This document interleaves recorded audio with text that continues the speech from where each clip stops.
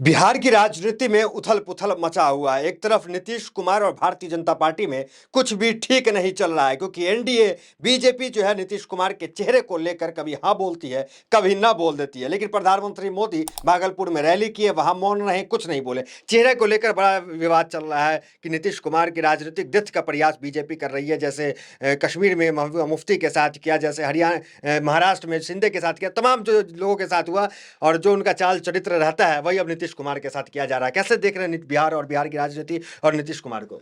ऐसा कोई सगा नहीं जिसको मोदी जी ने ठगा नहीं। ये याद रखिएगा कि ऐसा कोई भी सगा नहीं है मोदी जी का जिसको मोदी जी ने ठगा नहीं। और मोदी जी ने एक एक करके सबका राजनीतिक करियर और वर्चस्व समाप्त कर दिया। आपने देखा सबसे पहले मध्य प्रदेश, जहां शिवराज सिंह चौहान की कुर्सी उनके हाथ से जाती है। उसके बाद आपने महाराष्ट्र देखा, जहां पर एकनाथ शिंदे को अग्निवीर स्कीम के तहत मुख्यमंत्री बना दिया गया। मुख्यमंत्री से अब उनको मुख्यमंत्री बनाया गया है, जिसके बाद एकनाथ शिंदे ने यह कहा कि मुझे मुख्यमंत्री बनाया भी जाए। तो अब मैं आपको बता रहा हूं, बिहार के अंदर दूसरे आप एकनाथ शिंदे को देखने के लिए तैयार हो जाइए, और उनका नाम है नीतीश कुमार। और सबसे बड़ी बात तो यह है कि मैं आपको एक चीज बता दूं कि अगर वोट जो है, वोट अगर लोगों से हो रहा होता, वोट अगर सही तरीके से हो रहा होता, तो भारतीय जनता पार्टी को लोगों की जरूरत होती। लेकिन भारतीय जनता पार्टी की नजर में और पूरे देश की नजर में आज की डेट में जो वोट हो रहा है वो मशीन से हो रहा है। इसीलिए भारतीय जनता पार्टी ने मध्य प्रदेश से शिवराज सिंह चौहान को साइड किया, राजस्थान से वसुंधरा राजे को साइड किया, और बड़े बड़े नेताओं को दरकिनार कर दिया भाजपा ने। बीजेपी जिसके साथ गई उसको खत्म किया, चाहे वो महबूबा मुफ्ती हो। लाडले कह रहे हैं, लाडले मोदी जी ने लाडला कहा है। अभी तो कह रहे हैं लाडले, और उसके बाद कहेंगे जरा लठला, इसी के लिए। समझ रहे हैं? अभी तो लाडले कह रहे हैं, फिर कहेंगे लठला, इसके लिए। तो मैं आपको बता दूं, जैसे नीतीश कुमार बिहार की जनता को धोखा दे रहे हैं, ठीक उसी तरीके से नरेंद्र मोदी जी जो है वो नीतीश कुमार को धोखा देंगे। मोदी की बात झूठ हो जाएगी, लाडले नहीं रहेंगे। मैं आपको एक चीज बता रहा हूं ना, नीतीश कुमार सोच रहे हैं मोदी जी के पैर छूने से, सब काम करने से उनको मुख्यमंत्री बना दिया जाएगा। नीतीश कुमार को सिर्फ एक ही चीज से प्यार है, और वो है कुर्सी। अगर बिहार की जनता यह समझती है कि नीतीश कुमार को बिहार की जनता से प्यार है, तो ये तो बिल्कुल भूल जाइए। अगर नीतीश प्यार है तब तो 19 साल से गद्दी पे बैठे। मेरी बात सुन लीजिए, वो गद्दी पे इसलिए बैठे हैं क्योंकि जब उनको दिखता है कि उनकी गद्दी डगमगा रही है तो वो आ जाते हैं आरजेडी के साथ में। जब उनको लगता है कि अब मेरी गद्दी आ चुकी है और इस गद्दी को कुछ थोड़े से सहारे की जरूरत है, तो बीजेपी के साथ भाग जाते हैं। इतने रंग तो गिरगिट ने भी नहीं बदले होंगे जितने रंग अब तक नीतीश कुमार बदल चुके हैं। दूसरी सबसे बड़ी बात, अगर बिहार की जनता से इन्हें प्यार होता नीतीश कुमार को, तो इतने छात्र पिट रहे थे।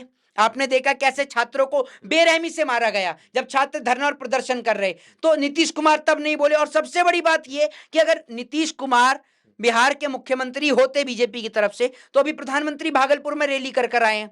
प्रधानमंत्री ने तो जिक्र ही नहीं किया कि नीतीश कुमार के चेहरे पर चुनाव लड़ा जाएगा या क्या होगा। मैं तो नीतीश कुमार को अभी भी सलाह दूंगा, वक्त रहते यही सलाह दूंगा कि नीतीश कुमार जी, अगर आपको अपना वर्चस्व और अपनी पार्टी को बचाना है, तो अभी भी आपके पास सही वक्त है कि आप भाजपा का साथ छोड़ दें और उन दलों के साथ आ जाएं जो दल बीजेपी के विपक्ष में भूमिका अदा कर रहे हैं। और मैं आपको एक बात बता रहा हूं, यूपी और बिहार, ये दो राज्य ऐसे हैं जो डिसाइड करते हैं who is this prime minister of India.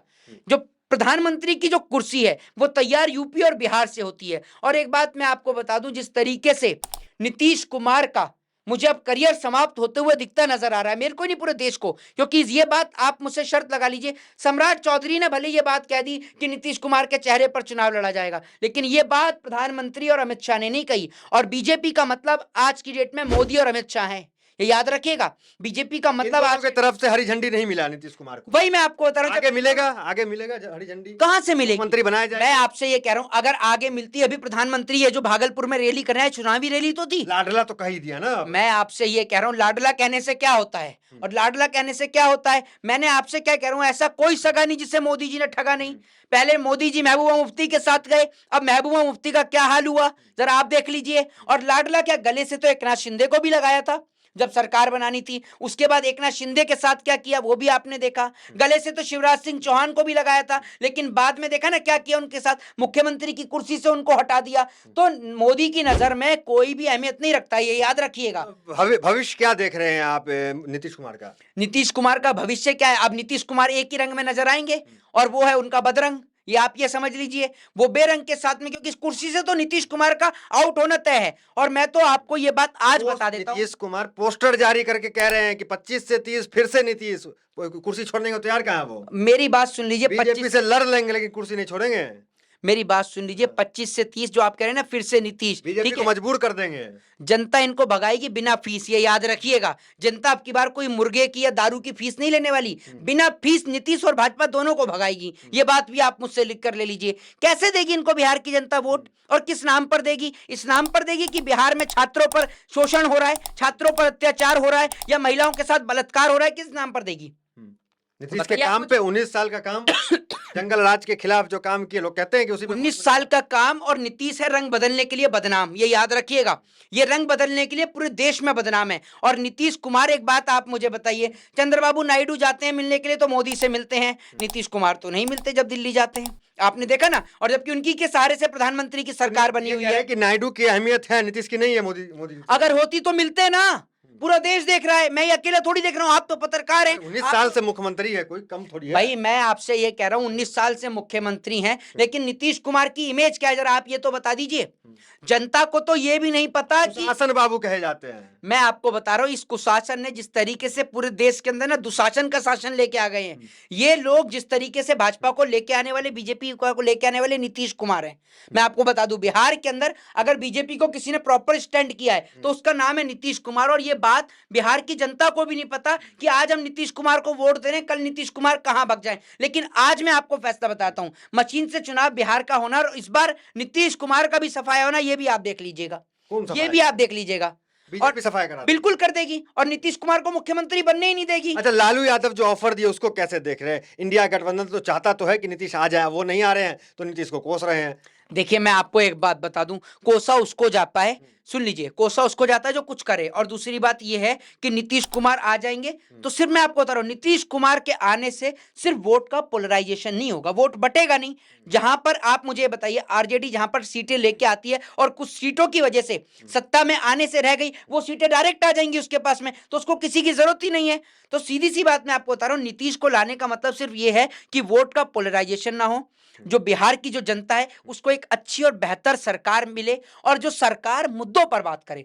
Tejashwi Yadav एक यंगस्टर है, और यंगस्टर जब मुद्दों पे बात करता है, गैंगस्टर के लिए तो एक यूपी वाला ही काफी है, ये याद रखिएगा, ठीक है ना। तो दूसरी बात, एक यंगस्टर है, और गैंगस्टर के लिए एक दो और है बीजेपी में जो इस तरीके की हरकतें करते हैं। मेरे ख्याल से गृह मंत्री भी तो तड़ी पार है, उनको क्या कहते हैं? चलिए आगे बढ़ जाइए। नहीं, अब तो आगे, आपने अब तो आगे बढ़ने की बात आपने कह दी, मतलब जब बात बीजेपी की आए तो आगे बढ़ जाओ, और जब बात, और आपने एक बात आप मुझे बताइए, कान आपके खराब है क्या, या भाजपा के नाम से आपके कान बिल्कुल खराब हो जाते लगा हैं? कि आप जो है गैंगस्टर बोल दिया तेजस्वी यादव एक को, बात तो मैं आपने आपको टोकना रोकना चाहा कि नहीं, ये तेजस्वी यादव आपने गलत नहीं कहा। जो हक की और सच की बात करे उसको भाजपा वाले गैंगस्टर ही बताते हैं, और आप तो भाजपा के पत्रकार हैं। मतलब जो आदमी एजुकेशन के लिए छात्रों से मिलने जा रहा है, जब छात्रों पर लाठीचार्ज हुई तो वो गैंगस्टर है, और जो छात्रों को पिटवा रहा है वो क्या है?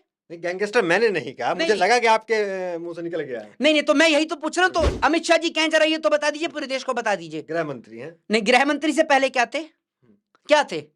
कुछ आरोप लगे हैं नहीं, कुछ आरोप लगे, और ये आपको नहीं बताएंगे, वो तड़ी पार थे, मैं बता देता हूँ। ये इसलिए नहीं बताएंगे क्योंकि ये पत्रकार है और इनको अपना चैनल चलाना है, ठीक है ना। और पत्रकार आज की डेट में सरकार की गोदी में विराजमान है, ये याद रखिएगा। जैसे राजा महाराजा प्रचार के लिए भान रखते थे ना, उनको इनसे कम मत समझिएगा। गोदी मीडिया के पत्रकार वही भूमिका अदा करते हैं, और यही कारण है कि उनको आज की डेट में जो सच्चे पत्रकार हैं उनको चैनल से निकाल दिया जाता है, ठीक है ना। तो सुन लीजिए, गोदी मीडिया के पत्रकार मैं नहीं हूं, आप जिनके बारे में बोल रहे हैं वो कोई और लोग होंगे। नहीं, तो मुझे लगा कि आपके मुंह मेरी से बात तो सुन गैंगस्टर लीजिए। निकल गया, तो मैंने सोचा आपको करेक्ट। मैं भाई तो बात अगर इतना ही थी, लेकिन मैं आप आप कहाँ नहीं, मैं आपसे ये कह रहा हूं, तो गृह मंत्री क्या है वो बताने में आपको दिक्कत क्या आ रही थी?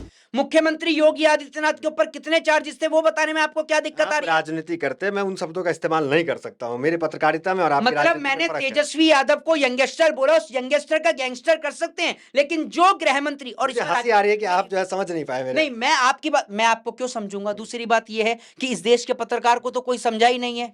आपका तो बस एक मैसेज आना चाहिए कि पेटीएम पे 1100 रुपए प्राप्त हो गए, उसके बाद तो आप भाजपा की भाषा बोलेंगे, ठीक है ना, क्योंकि किसकी कितनी वैल्यू पूरा देश जानता है। बहरहाल हम इस मुद्दे पे बात कर रहे थे कि नीतीश कुमार को लेकर, तो मैं आपको बता दूं कि तेजस्वी यादव एक यंगस्टर है, और वो जानते हैं कि बिहार के नौजवानों के लिए क्या क्या चीज उपयोगिता है। बिहार के नौजवान को बेहतर शिक्षा चाहिए, जिस शिक्षा से आज बिहार के नौजवान को दूर रखा जा रहा है। और एक बात आप मुझे बताइए, जो आरोप लगाते हैं परिवारवाद का, सबसे बड़ा परिवारवाद अगर आज कोई लेके बैठा है तो बीजेपी लेके बैठी है। एक बात आप मुझे बताइए, रामविलास पासवान के बेटे चिराग पासवान, ठीक है, अब नीतीश कुमार के बेटे आने वाले हैं, ठीक है, उधर आप ये देख लीजिए जो ये राजनाथ सिंह है, इनके बेटे पंकज सिंह, तो सबसे बड़ा परिवारवाद तो बीजेपी लेके बैठी है। और एक भी नेता इनका, चिराग पासवान बिहार के नेता जरूर हैं, लेकिन नजर आपको दिल्ली में आएंगे और एक भी बिहार के मुद्दे पर बात नहीं करेंगे। जीतन राम मांझी बड़ी बड़ी रैली और सभाएं तो कर देंगे, लेकिन उनसे जरा ये पूछ लीजिए कि बिहार के मुद्दों पर, बिहार की शिक्षा पर क्या आप चर्चा कर रहे हैं। जब बिहार के नौजवान पिट रहे थे उस वक्त पर ना तो ये बोले चिराग पासवान, ना आपके क्या कहते हैं नीतीश कुमार बोले, और यही लोगों ने तो पिटवाया है। सत्ता ही तो पिटवाती है बच्चों को पिटवाया, लेकिन एक भी शब्द इनके मुंह से नहीं निकला। जी बहुत बहुत धन्यवाद बातचीत करने के लिए। तो ये हमारे साथ मोहित शर्मा थे, तमाम सवालों का बड़ी बेबाकी से जवाब दे रहे थे। तो फिलहाल इस वीडियो में इतना, मिलते हैं अगले वीडियो। बस मैं आपसे एक बात कह देता हूँ, एक बात मैं कहता हूँ, जब भाजपा की बुराई शुरू हुई तो पत्रकार ने इंटरव्यू को समाप्त कर दिया। नहीं नहीं, ऐसी धन्यवाद है बात नहीं। आपको और आपकी आपको हमने पत्रकारिता आज को, भी शुक्रिया। मौका दिया और अगली बार भी आपको इंटरव्यू में पूरा मौका दिया जाएगा बोलने के लिए। तो फिलहाल धन्यवाद।